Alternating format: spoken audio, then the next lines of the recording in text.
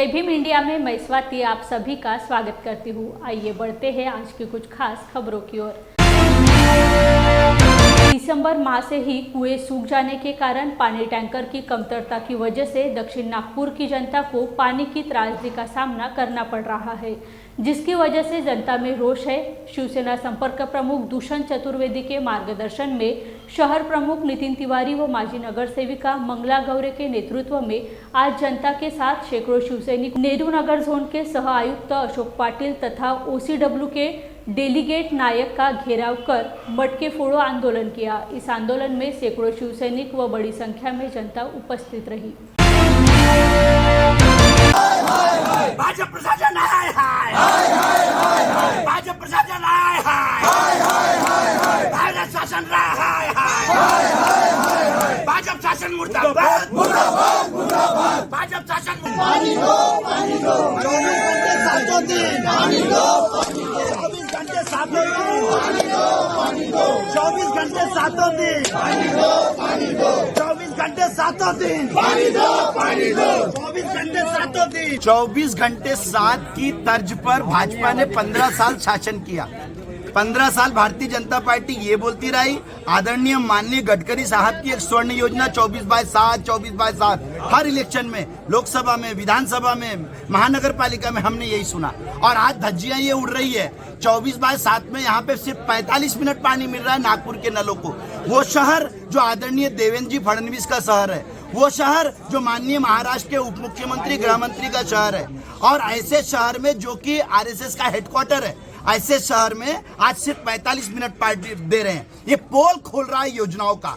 आवंटित की गई योजना, सैकड़ों रुपए लगाए गए, हजारों करोड़ों की राशियां गई, लेकिन 24 घंटे 7 बिल्कुल नहीं मिल रहा है। और आज ये प्रताड़ना लेकर ये नागरिक पीड़ित होकर 45 मिनट में ना तो कपड़ा धोना हो रहा, ना बर्तन धोना हो रहा, ना नहाना हो रहा। हफ्ते में 2 बार आदमी नहा रहा है। ये पानी की हालत है। और ये देखिए शासन, ताजबाग परिसर का एरिया नागपुर सिटी के बीचों बीच का, ये गंदा पानी, ये दूषित पानी नलों का पानी है, जिसमें गटर की बात आ रही है। और आज हमने OCW को पूछा, ये OCW रिश्तेदार किसकी है? ये पानी कंपनी किसकी रिश्तेदार है जो इतने दिनों से ताजबाग आज का है, उसके बाद भी वहां पे रप्चर हुई है गटर लाइन है। ये ग्रामीणों जैसी हालत है, टैंकरों से पानी पुरवठा हो रहा। नगर सेविका जो लोक प्रतिनिधि थे वो चिल्ला रही कि हमारे पास टैंकर नहीं है, प्रशासन सुस्त बैठा हुआ है। आदरणीय देवेंद्र जी, माननीय गडकरी साहब, ये आपकी जनता है जिनको आप हवाला दे दे के 24/7 का वोट की मांगनी की है। और उद्धव बाला साहब ठाकरे का शिवसैनिक आज लोगों के साथ आंदोलन कर रहा है। और आंदोलन में अभी यहाँ पर सहायुक्त ने और OCW के डेलीगेट ने हमको ये आश्वासन दिया कि वो 1 महीने के अंदर ज्यादा पानी देंगे, 24/7 करेंगे। और शिवसेना गवाही देती है और 7 दिन के अंदर पानी का टाइमिंग बढ़ाया जाएगा। नहीं तो शिवसेना रास्ते पे उतरकर क्या करेगी, ये महाराष्ट्र देखिए। केंद्र और राज्य सरकार सोयाबीन और कपास के मुद्दे पर गंभीर नहीं है, जो कि किसानों का बहुत ही भावनिक मुद्दा है। किसान नेता रविकांत तुपकर ने आरोप लगाया है कि केंद्र और राज्य सरकार ने सोयाबीन कपास मामले में किसानों से धोखाधड़ी की है। भारी बारिश के कारण ठप पड़ी सहायता और सोयाबीन कपास की कीमतों में वृद्धि के लिए रविकांत तुपकर ने अहम भूमिका ली है। उन्होंने आत्मदहन करने का फैसला किया है। रविकांत तुपकर ने घोषणा की है कि वह शनिवार 11 फरवरी को सुबह 11 बजे कलेक्टर कार्यालय के सामने या बॉम्बे स्टॉक एक्सचेंज मुंबई में LIP पीक इंश्योरेंस कंपनी के कार्यालय के सामने यह कहते हुए आत्मदहन करेंगे कि या तो उन्हें आत्मदहन करने दे या बंदूक की गोलियां लगाए। सोयाबीन कापूस उत्पादकांची केंद्र आणि राज्य सरकारने फसवणूक केलेली आहे। हजारो शेतकरी आम्ही गेल्या 3 महिन्यापासून रस्त्यावर उतरतो आहे। सरकारने वेळोवेळी आमच्यासोबत चर्चा केल्या, आमच्यासोबत बैठका केल्या, परंतु सरकारने आम्हाला आश्वासनं दिले। सरकारने आमची शुद्ध फसवणूक केलेली आहे। सोयाबीनला दरवाढ मिळत नाहीये, कापसाला दरवाढ मिळत नाहीये। 70-80% सोयाबीन कापूस शेतकऱ्यांच्या घरामध्ये आजही पडून आहे, परंतु सरकार चर्चा करायला तयार नाही। दुसऱ्या बाजूला पीक विम्याची रक्कम आम्हाला अजून पीक विमा कंपनीने दुसऱ्या टप्प्यातली दिलेली नाहीये आणि नुकसान भरपाईचे पैसे येऊन पडले, पण शेतकऱ्यांच्या खात्यामध्ये प्रशासनाच्या चुकीच्या धोरणामुळे ते पैसे पडत नाहीयेत। आम्हाला पीक विम्याची रक्कम ताबडतोब द्या, नुकसान भरपाईचे पैसे ताबडतोब द्या आणि सोयाबीन आणि कापसाला दरवाढ जर का 10 फेब्रुवारीपर्यंत हा निर्णय सरकारने घेतला नाही तर 11 फेब्रुवारीला आम्ही हजारो शेतकरी बुलढाण्याच्या कलेक्टर ऑफिसला येणार। एक तर आम्हाला आत्मदान करू द्या, नाहीतर पोलिसाच्या बंदुकीच्या गोळ्यांनी आम्हाला मारून टाका, आम्हाला शहीद करा, एक तर आमचं जगणं मान्य करा, नाही तर आम्हाला मारून टाका, अशा पद्धतीची भूमिका आम्ही 11 फेब्रुवारीला घेणार आहे. एक तर हे आंदोलन बुलढाण्याच्या कलेक्टर ऑफिसला होऊ शकतं आणि हे आंदोलन AIC कंपनीच्या मुंबईच्या बॉम्बे स्टॉक एक्सचेंजच्या कार्यालयासमोर सुद्धा होऊ शकतं, अशी आमची भूमिका आहे. 11 फेब्रुवारीपासून विदर्भ मराठवाड्यातला सोयाबीन कापूस उत्पादक शेतकरी अतिशय आक्रमक पद्धतीने रस्त्यावर उतरणार. महाराष्ट्र के प्रबुद्ध नागरिकों की मांग के अनुसार परम पूज्य डॉक्टर बाबा साहेब आम्बेडकर, इनकी पत्नी माता रमाई, इनके पुतले का अनावरण आज सुबह दीक्षाभूमि स्मारक समिति के अध्यक्ष भदंत आर्य, नागार्जुन सुरई ससाई इनके प्रमुख उपस्थिति में संपन्न हुआ. महाराष्ट्र के विभिन्न संस्थाओं की मांग पर दीक्षाभूमि स्मारक समिति द्वारा यह निर्णय लिया गया. दीक्षाभूमि भव्य स्तूप के भीतर यह पुतला उभारा गया है. जय भीम इंडिया में वक्त हो चला है एक छोटे से ब्रेक का. मिलते हैं ब्रेक के बाद. क्या हुआ बहू? माँ, पाइल्स की बहुत तकलीफ हो रही है. तो तुम गुदरोग सर्जन के पास क्यों नहीं गई? देखो, जैसे हार्ट के लिए हार्ट स्पेशलिस्ट, ब्रेन के लिए ब्रेन स्पेशलिस्ट, तो पाइल्स के लिए पाइल स्पेशलिस्ट क्यों नहीं? स्त्री हो या पुरुष, टॉयलेट में तकलीफ केवल पाइल्स ही नहीं, और भी कई प्रकार के गुदरोग तथा कैंसर भी हो सकता है. इसीलिए इसकी प्रत्यक्ष जांच जरूरी है. ठीक है माँ, पर जांच के लिए हम जाएंगे कहाँ? वही काले आयुर्वेदिक पाइल्स हॉस्पिटल में. लेकिन माँ, प्रेगनेंसी में पाइल्स की दवाइयाँ. प्रेगनेंसी में आयुर्वेदिक दवाइयाँ सुरक्षित होती है. जनहित में जारी. काळे आयुर्वेदिक पाइल्स हॉस्पिटल, औषधि चिकित्सा तथा सर्जरी ट्रीटमेंट उपलब्ध. हमारा पता उमरेड रोड, दिघौरी बस स्टॉप के पास, नागपुर. अधिक जानकारी के लिए वेबसाइट पर जाएं kalepailshospital.com. ब्रेक के बाद आप सभी का फिर एक बार जय भीम इंडिया में स्वागत है. विदर्भ राज्य आंदोलन समिति एक बार फिर विदर्भ राज्य के विभाजन के लिए आक्रामक हो गई है. अलग विदर्भ के लिए विदर्भ राज्य आंदोलन समिति विदर्भ निर्माण यात्रा निकालेगी और यह यात्रा 21 फरवरी से शुरू होगी. यह यात्रा पश्चिम विदर्भ से बुल्ढाना जिले के सिंदखेड राजा और पूर्व विदर्भ से सिरोचा से नागपुर की ओर निकाली जाएगी. याच्या मागची भूमिका अशी आहे की विदर्भ राज्य आंदोलन समितीने विषन 2023 अंतर्गत विदर्भ मिळवू आमदार ही घोषणा केली आहे आणि 118 वर्षापासून स्वतंत्र विदर्भ राज्याची मागणी ही कायमची निकाली काढायचा निर्णय घेतला आहे आणि त्यासाठी म्हणून व्यापक प्रमाणात जनजागरण व्हावं, सामान्यापर्यंत हे प्रश्न कळावे, ही मागणी कळावी आणि त्या निमित्ताने हे जे साहित्य आमचं त्या गावागावात जावं आणि या निमित्ताने मोठा जागर व्हावा. आणि आम्ही ऐलान करत जाणार की शुरू हुई है जंग हमारी, लढेंगे जीतेंगे कटेंगे मगर हटेंगे नहीं, लाठी खाऊ गोळी खाऊ विदर्भ राज्य मिळवून राहू. आणि नव्या पिढीला आम्ही सांगतो की इंसाफ की डगर पे बच्चों दिखाओ चलके, ये होने वाला राज ये राज है तुम्हारा, नेता तुम्ही हो कलके. आणि त्यांना सांगतो की विदर्भातला सिंचनाचा अनुशेष संपवायचा असेल, शेतकरी आत्महत्या थांबवायच्या असतील, नक्षलवादाला आळा घालायचा असेल, शिवाय इथलं प्रदूषण थांबवायचं असेल, कमी झालेले लोकप्रतिनिधी वाढवायचे असेल, तर जसं मीरा म्हणत होती मेरे तो गिरीधर गोपाल दुसरो न कोई, तसंच दमयंती म्हणत होती औषधं न लगे मजला, तसेच आता विदर्भात त्यांनी म्हणायचं आहे विदर्भाचं स्वतंत्र राज्य हाच एकमेव उपाय. विदर्भातील माणसाला माणूस म्हणून सन्मानाने, सुखाने आणि समाधानाने जगता यावे याकरिता विदर्भ राज्य ह्याच एकमेव इलाज आहे.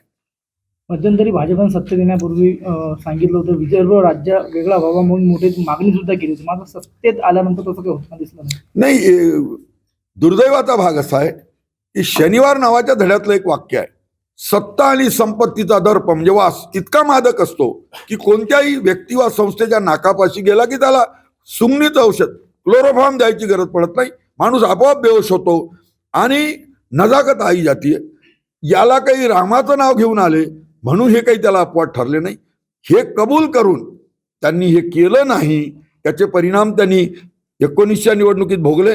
19 मध्ये त्यांचे 4429 आमदार झाले आणि आता मागे झालेल्या ग्रॅज्युएट कॉन्स्टिट्युन्सीच्या नागपूर विभागात त्यांची आयुष्यभराची जागा गेली.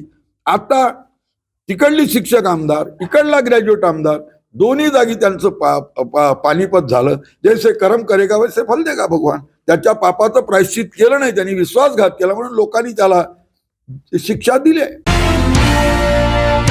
सार्वजनिक भीम जयंती मंडल अंबेडकर नगर नांदेड़ की ओर से जयंती मंडल के अध्यक्ष तथा आयोजक राहुल सोनसड़े इनके मार्गदर्शन में शालेय छात्राओं को माता रमाई अंबेडकर जयंती के अवसर पर शालेय साहित्य, bag kit, copy, pen, compass पेटी, पानी बोतल आदि साहित्य भेंट देकर कृतिशील उपक्रम लेकर माता रमाई अंबेडकर जयंती बड़े ही हर्षोल्लास के साथ मनाई गई। त्यागमूर्ती माता रमाई यांच्या 125व्या जयंतीच्या अनुषंगानं नांदेड शहरातील शालेय विद्यार्थ्यांना आम्ही माता रमाई जयंतीच्या अनुषंगानं कृतिशील अभिवादन करत असताना मोफत शैक्षणिक साहित्याचं वाटप करत आहोत। आपल्या सगळ्यांना ज्ञात आहे की कोरोनानंतर जी भीषण परिस्थिती निर्माण झाली आणि शिक्षणामध्ये जे ऑनलाईन क्लासचा जो नवीन प्रकार आला त्याच्यामुळं खास करून जो कष्टकरी कामगार शोषित वंचित घटकातला जो काय विद्यार्थी आहे तो याच्यामध्ये भरडला गेला आणि कोरोनानंतर आता परिस्थिती उभरत असताना आमची अशी धारणा आहे की शालेय विद्यार्थी जे आहेत तर त्या शालेय विद्यार्थ्यांच्या पंखात बळ देण्यासाठी या ठिकाणी आम्ही विविध शालेय साहित्याचं वाटप करत आहोत। त्याच्यामध्ये मग वह्या असतील, पेन असतील, कंपास पेटी असेल, पाण्यासाठी जे आहे ते ड्रिंकिंग वॉटरची पाण्याची बॉटल असेल, या सगळ्या वस्तू आम्ही या ठिकाणी मोफत स्वरूपात देत आहोत। आणि एक नवीन उपक्रम जो आहे तो महामानवांच्या जयंत्या साजरा होत असताना एक कृतिशील उपक्रम देण्याचा आमच्या या ठिकाणी मानस आहे। त्याचबरोबर जे आहे ते या ठिकाणी आम्ही या कार्यक्रमाच्या माध्यमातून सार्वजनिक भीम जयंती मंडळ डॉक्टर आंबेडकर नगरचे जे काही अध्यक्ष आहेत राहुल सोनसळे यांच्याकडून या सगळ्या कार्यक्रमाचं नियोजन झालेलं आहे आणि ह्या कार्यक्रमामध्येच आम्ही जे आहे ते अनेक जे गोरगरीब लोक आहेत तर त्यांना या ठिकाणी आम्ही अन्नदान करत आहोत आणि विविध वेगवेगळे कार्यक्रम आहेत। पीपल्स कॉलेजमधील मराठी विभाग प्रमुख डॉक्टर आनंद राऊत सर यांचं शैक्षणिक परिस्थितीवर भाष्य करणारं एक तासभराचं व्याख्यान आम्ही या ठिकाणी ठेवत आहोत। कारण शालेय जीवनामध्ये जर आपल्यावर संस्कार झाले तर पुढं उच्च शिक्षण घेत असताना एक जे बेसिक नॉलेज येणं गरजेचं आहे। त्याच्यामुळं या जी काही राष्ट्रनिर्मितीसाठी येणारी जी काही पिढी आहे नवीन पिढी तर ह्या नवीन पिढीला जे आहे ते घडवण्यासाठी एक आमचा छोटासा प्रयत्न, एक खारीचा वाटा म्हणून आम्ही या ठिकाणी एक माता रमाईच्या 125व्या जयंतीच्या अनुषंगानं एक कृतिशील अभिवादन करण्याचा एक छोटासा प्रयत्न करतो। माता रमाई यांच्या 125व्या जयंतीच्या निमित्तानं आंबेडकर नगरमध्ये आज गरीब घरातील विद्यार्थ्यांना शैक्षणिक साहित्याचं वाटप करण्याचा कार्यक्रम प्राध्यापक राजू सोनसळे, प्रशांत इंगोले इत्यादी मंडळींनी हा जो घेतलेला आहे हा कार्यक्रम अत्यंत महत्त्वाचा आहे। वर्तमान काळामध्ये अजून देखील शैक्षणिक साहित्याचं वाटप करण्याचा कार्यक्रम घ्यावा लागतो ही वर्तमान शासनकर्त्यांच्यासाठी अत्यंत लाजिरवाणी गोष्ट आहे। या देशातल्या प्रत्येक विद्यार्थ्याला मोफत आणि सक्तीचं शिक्षण देण्याचा कायदा झालेला असताना सुद्धा इथे गरीब घरातल्या विद्यार्थ्यांना शैक्षणिक साहित्यच नसतं ही स्थिती अत्यंत वाईट स्वरूपाची आहे आणि अशा स्थितीमध्ये सामाजिक संघटनांना एकत्र येऊन हे कार्यक्रम घडवावे लागतात। शासनकर्त्यांनी हे लक्षात घेतलं पाहिजे की आपल्या शैक्षणिक धोरणाचा आणि सर्व प्रकारच्या धोरणाचा केंद्रबिंदू सामान्य माणूस राहिला पाहिजे, झोपडपट्टीतला माणूस, तळागाळातला माणूस राहिला पाहिजे। फक्त भाषणामध्ये झोपडपट्टीतला माणूस, तळागाळातला माणूस आणि प्रत्यक्ष कृतीच्या पातळीवरती मात्र तो माणूस दूर असतो ही जी स्थिती वर्तमान कालखंडामध्ये आहे ती बदलण्यासाठी शासनकर्त्यांनी प्रयत्न करणं गरजेचं आहे आणि हाच संदेश या कार्यक्रमाच्या निमित्तानं मी देऊ इच्छितो की समाजातले जे धनिक आहेत, शासनकर्ते आहेत, प्रस्थापित आहेत, या मंडळींनी भोगवादातून, चंगळवादातून बाहेर येऊन सारे भारतीय माझे बांधव आहेत अशी आपण शाळेमध्ये प्रतिज्ञा घेतलेली असते, पण आपण इथल्या गोरगरीब, दलित, आदिवासी, भटक्या मंडळींशी बांधवाप्रमाणे अजूनही वागत नाही आहोत। आपण सर्वांनी बांधवाप्रमाणे खऱ्या अर्थानं वागण्याचा प्रयत्न करावा असं एक मला स्वतःला वाटतं। रमाई जयंतीच्या निमित्ताने काय सांगाल? रमाई जयंतीच्या निमित्तानं मी हे सांगेन की रमाई हे आपल्या देशातलं समग्र स्त्रियांच्या समोरचं एक आदर्श अशा प्रकारचं प्रतीक आहे, त्यागमूर्ती ती आहे. आणि डॉक्टर बाबासाहेब आंबेडकर नावाचा महामानव जो आपल्या देशाला दिला, त्या महामानवाच्या घडण्यामध्ये माता रमाईंनी केलेला जो त्याग आहे आणि त्यांनी त्यांचा ध्येयवाद साध्य करण्यासाठी वसतिगृहाच्या निमित्तानं विद्यार्थ्यांच्यामध्ये शैक्षणिक संदेश पोचले पाहिजेत या निमित्तानं केलेली जी कामं आहे स्वतः रमाईंनी, ती अत्यंत महत्त्वाची आहेत आणि हा रमाईचा आदर्श भारतातल्या तमाम स्त्रियांनी घेतला पाहिजे असं मला वाटतं. संघमित्रा बानकुटी बुद्ध विहार ट्रस्ट और भारत रत्न डॉक्टर बाबा साहेब आम्बेडकर शताब्दी रौप्य जयंती महोत्सव समिति की ओर से प्राचीन बुद्ध स्तूप में धम्म परिषद बड़े उत्साह के साथ मनाया गया। पेश जाधव व नरेश जाधव ने संयुक्त रूप से उक्त परिषद बुलाने का निर्णय लिया। धम्म परिषद का उद्घाटन भंते राहुल बोधी ने किया। उद्घाटन के अवसर पर बोलते हुए भंते राहुल बोधी जी ने लोगों को श्रवणीय देशना दी।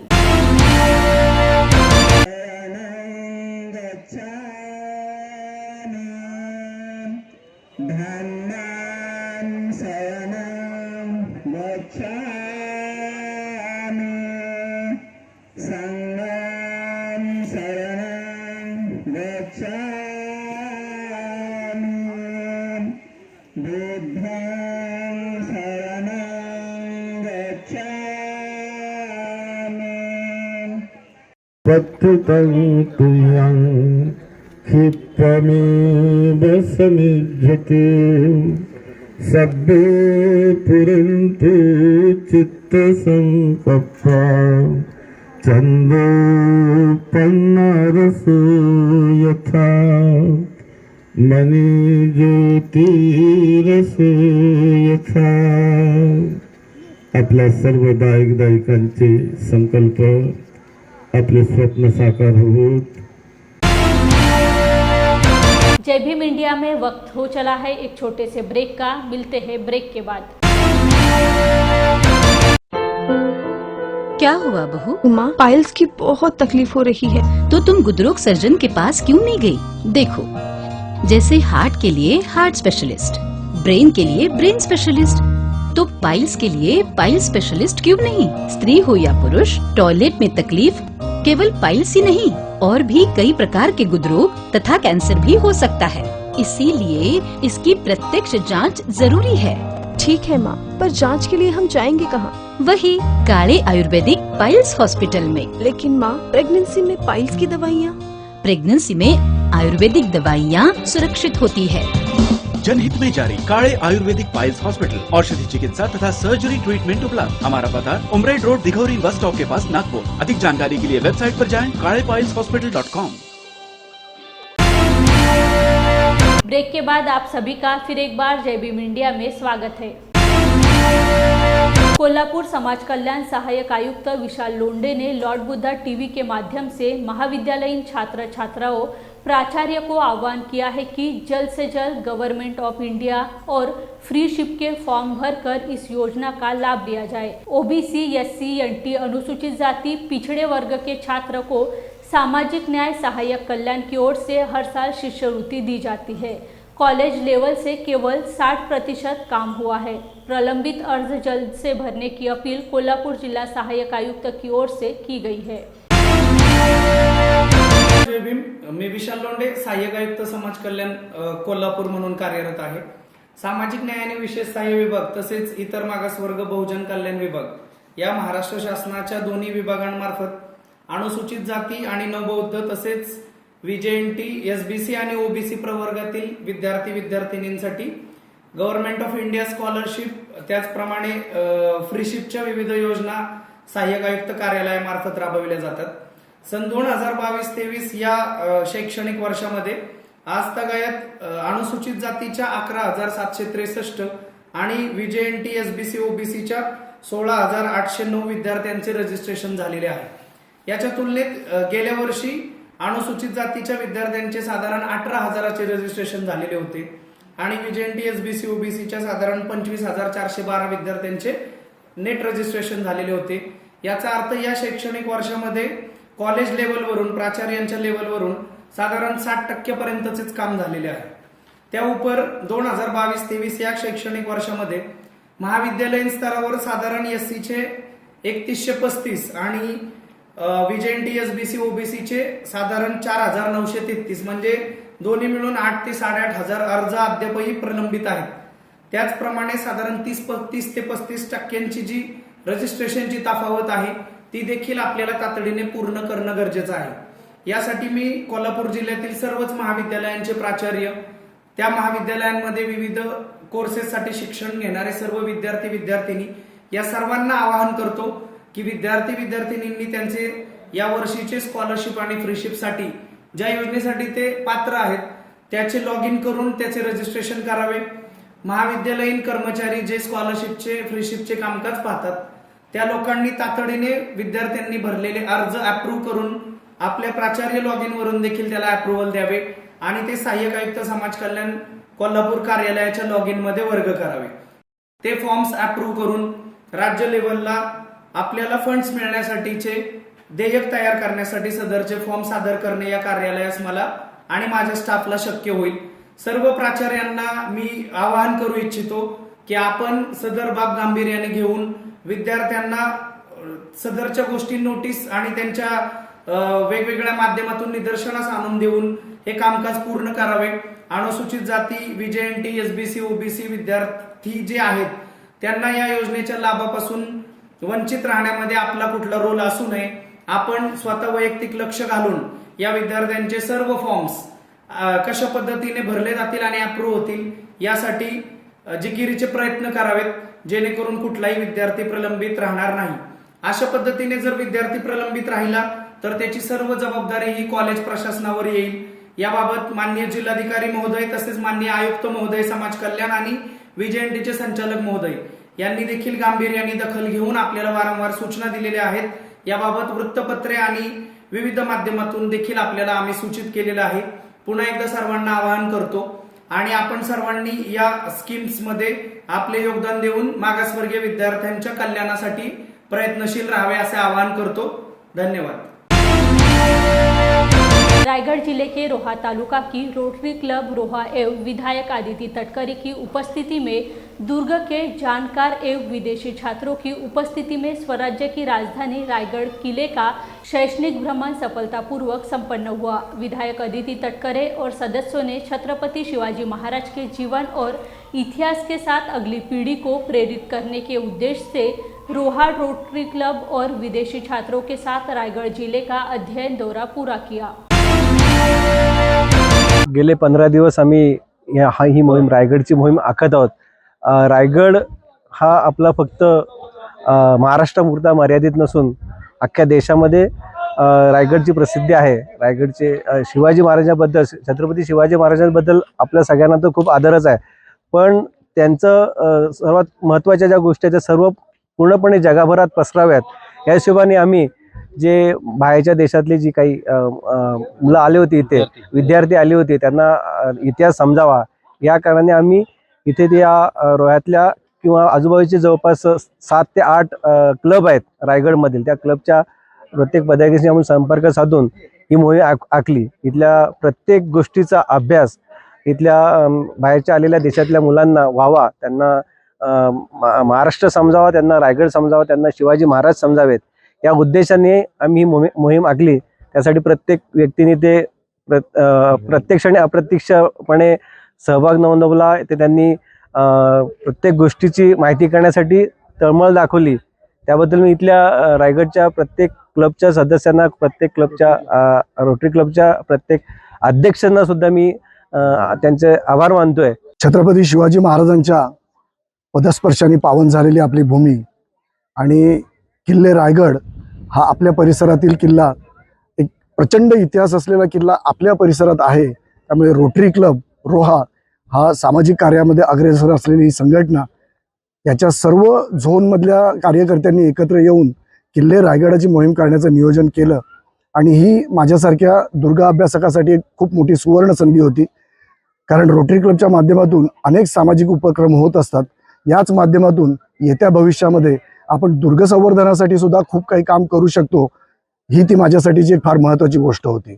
त्या अनुषंगाने रोटरी क्लबच्या सर्व कार्यकर्त्यांबरोबर आम्ही चर्चा केली आणि एक चांगला कार्यक्रम, इतिहासाची माहिती देणं, रायगड त्याचा इतिहास काय आहे, छत्रपती शिवाजी महाराजांचा पराक्रम काय आहे, हा संपूर्ण परिसर, ही संपूर्ण भूमी ही किती स्फूर्तिदायक आहे हे सांगण्याचं एक छोटासा प्रयत्न या मोहिमेच्या माध्यमातून एक दुर्गा अभ्यासक म्हणून मी केलेला आहे. शिवाजी महाराजांची असणारी राजधानी म्हणून रायगड आपला हा किल्ला, आपला अभिमान हा जगभर प्रसिद्ध आहे.